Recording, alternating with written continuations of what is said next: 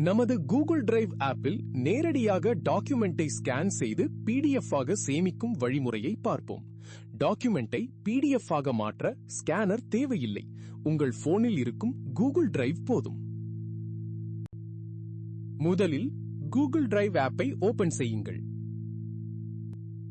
கீழே வலது பக்கத்தில் இருக்கும் கேமரா ஐகானை டாப் செய்யுங்கள். டாக்குமெண்டை கேமராவுக்கு நேராக வைத்து ஸ்கேன் செய்யுங்கள். ஒரே பிடிஎஃப்பில் பல பக்கங்கள் வேண்டுமா? அடுத்த பக்கங்களையும் கிளிக் செய்து ஸ்கேன் செய்யலாம்.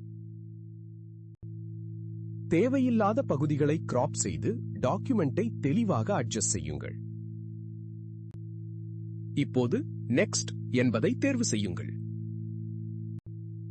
அவ்வளவுதான், உங்கள் டாக்குமெண்ட் இப்போது பிடிஎஃப் ஃபைலாக கூகுள் டிரைவில் அப்லோட் செய்யப்பட்டு விட்டது.